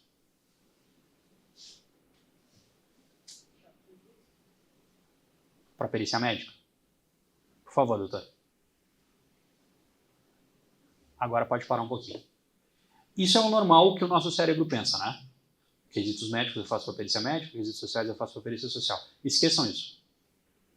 Sabe lá na Justiça do Trabalho, doutor Elzo, quando a gente tinha aquelas audiências, eu nunca trabalhei muito na Justiça do Trabalho, mas eu já ouvi falar que tinha aquela audiência que era uma coisa só, fazia tudo de uma vez só. Show. A ideia, pessoal, é que a prova previdenciária fosse a mesma. Nós não podemos separar em perícia médica e perícia social. O que eu quero dizer com isso? Tá? A gente precisa saber perguntar para o médico coisas sociais e para a perícia social, para questões médicas. Eu vou dar um exemplo para ficar mais fácil, mas por favor, doutora. Teve contradições Mais um. e erros. É isso aqui. É isso aqui que a gente precisa fazer. Volta um pouquinho. Aquele xizinho no meio é como vocês têm que interpretar o processo. Porque, por exemplo, aquele cliente dos 6 meses que eu falei para vocês naquele exemplo, quais são os questionamentos que vocês têm que fazer? Se ele não tiver alimento, ele vai se recuperar? Ele precisa ter rede de apoio, ele precisa ter suporte familiar para que essa recuperação ocorra em 6 meses? Se ele não tiver, pode ter um prazo maior? Ele precisa ter condições básicas de saneamento básico. Isso tem que fazer para o médico, não é para a assistência social. Se ele não tiver... Porque se o médico disser qualquer coisa que sim aqui, ele obriga o juiz a fazer a avaliação social. E a mesma coisa eu vou trabalhar na perícia socioeconômica. Porque assim, a gente está acostumado a pensar em perícia socioeconômica no quê? Eu vou perguntar quanto ganha, quanto é que ganha na família, se tem despesa com fralda, com aluguel, com medicamento. Ok. Mas, por exemplo, se você está falando de uma epilepsia que é tão difícil de ganhar, que a gente sabe disso, não é interessante eu perguntar aqui qual é a frequência das crises? Pessoas que têm crise de epilepsia, por muitas vezes, elas costumam ter fala arrastada, dificuldade cognitiva para algumas atividades leves, porque é como se cada convulsão morresse uma pequena partezinha do teu cérebro, tá? De uma forma bem simples, assim, bem superficial. Eu vou fazer essas perguntas aqui. Porque daqui a pouco esse meu laudo social, ele traz uma dúvida tão grande no juiz que o juiz vai te deferir uma segunda perícia. Então aqui, pessoal, eu vou ter que aprender a trabalhar isso também. Se tu conseguir interligar as duas coisas, a chance de tu conseguir tanto a avaliação social, tá, quanto o resultado favorável no processo é muito maior. Por favor. E vejam, não é algo que estamos inventando. Esse enunciado também fala sobre isso. Esse enunciado, da mesma forma, tá? Ele fala que... Ficou horrível, né, de ver, mas assim... Ele fala que a perícia tem que ser multiprofissional, tem que ter mais de uma especialização e não pode ser feito só perícia médica. E ele traz essa justificativa, inclusive, ó... Tem muito juiz que está marcando só perícia médica, está só avaliando capacidade. E para a BPC não é isso, pessoal.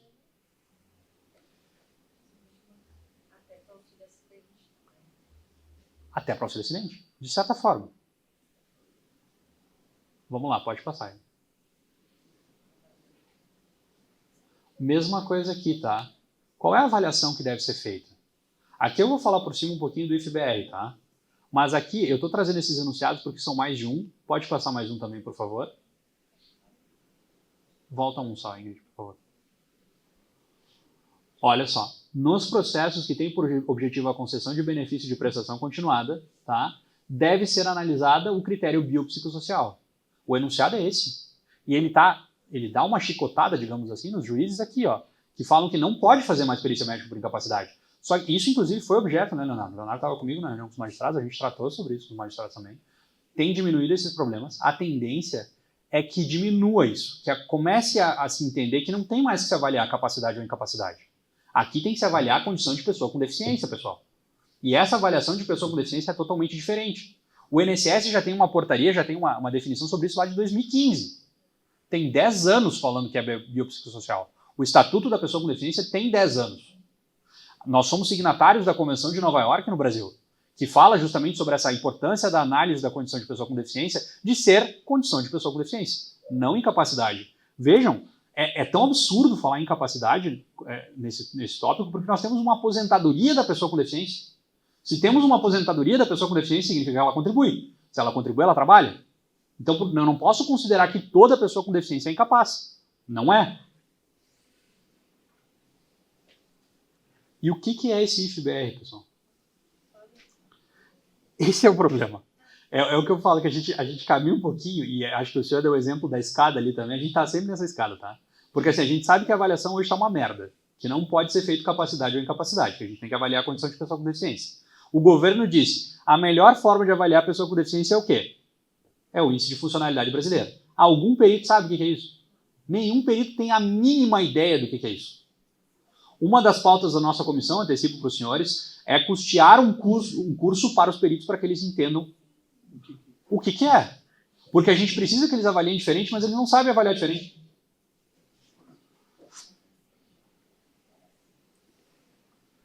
O IFBR, pessoal, são 41 campos de domínio, tá? Dividido em 7 áreas, que analisam assim, desde o ver, ouvir, ir ao banheiro, defecar, fazer lanches, interagir com a sociedade, guardar as coisas de casa. Tem muitos campos de domínio. Esses campos de domínio, para começar, a gente precisa entender a pontuação deles, tá? O que é a pontuação deles? Nós temos a pontuação 100%, que é quando a pessoa realiza a atividade. Ela não precisa de ninguém e realiza num tempo normal. A pontuação 75, pessoal, é quando ela exerce, ela consegue fazer atividade, mas ela tem uma alteração no meio. Vamos lá, olhem para a doutora Ingrid ali, por favor. Hoje minha ajudante do dia. Qual a pontuação que vocês dariam para ela no quesito ver? Não tem nota 10, é 25, 50, 75 ou 100. Agora ficou ruim. E aí, que pontuação vocês dariam para ela? 7. Por que 75? Exatamente. Ela tem uma alteração no meio para conseguir enxergar. É óbvio isso, é básico, está no manual do Instituto. Se eu falar isso para um perito, ele vai achar que eu sou maluco. Ele vai dizer assim, como assim 75? Por quê? Mas ela está enxergando. Se tu tem uma alteração no meio, pessoal, a pontuação já não é 100. E vejam, 75 às vezes nem precisa da alteração. Vou dar outro exemplo bem besta para vocês. Eu entrando no carro. Eu rompi meu joelho quando eu tinha 18 anos, eu vou entrar no carro, no meu carro ou em qualquer carro, eu entro quase que engatinhando no carro. Eu não consigo firmar a perna e entrar, sabe? Eu entro todo errado. Eu consigo fazer atividade, portanto? Consigo. Show. Eu não preciso, não é pontuação 25 ou 50 porque eu não preciso de ajuda, tá? Mas assim, eu faço na mesma forma normal e na mesma velocidade que os senhores? Negativo. Não faço. Então é 75. No momento em que eu tenho uma adaptação no meio, ou faço de uma forma mais lenta, mais acelerada ou diferente do normal, é 75. Tá? A pontuação 25 é quando não faz a atividade, pessoal. E a 50 é quando faz, mas precisa de um terceiro. O que é precisar do terceiro, tá? Não é só precisar na atividade. Isso inclui preparo, inclui supervisão, inclui pistas. Sabe quando a pessoa diz, tu tem que fazer tal coisa. A pessoa não se mexe, não faz. Só, vou te dar uma dica, faz tal coisa. 50. E entender como funciona esse sistema, e tem um manual para isso, para aplicação do IFBR, que tem exemplos ali, que facilita muito a nossa vida, porque ele vai te dar essa dimensão do que é o exemplo de como funciona na prática. Por favor, Índia. E aí, vejam, por ser biopsicossocial, ela vai somar a pontuação do médico perito, somar a pontuação do assistente social, ou no INSS ou na esfera judicial, deveria ser da mesma forma, para chegar na pontuação. Esses são os níveis de deficiência, que pode ser grave, moderado ou leve, conforme a pontuação. Então aqui é que nem... os mais antigos vão saber que nem telecena, lembra? Tinha pontuação para quem faz menos pontos, aqui também, tá? Aqui o foco é fazer menos pontos. Então quanto menos 100 tiver no nosso relatório, melhor para nós, tá? Dos 41 pontos de domínio daí, tá? Eu quero chamar a atenção, pessoal, para isso aqui. Isso aqui eu estou vendo em inúmeros processos, em várias varas federais, de todo o Rio Grande do Sul. O INSS está fazendo quesitos e os juízes estão fazendo quesitos. A gente tem começado a ter juízes aplicando isso, tá? Só que eles estão induzindo e estão trabalhando com o conceito errado. Se vocês olharem os processos de vocês, quando chegarem em casa, vocês vão ver que está errado no de vocês também, porque está errado nos nossos, e não são poucos, em todo o Rio Grande do Sul. Eles estão dizendo o que está errado aqui. O que vocês acham? Quem entende desse estudo? O pessoal lá dos lados do escritório não pode falar agora, tá? O que está errado aí?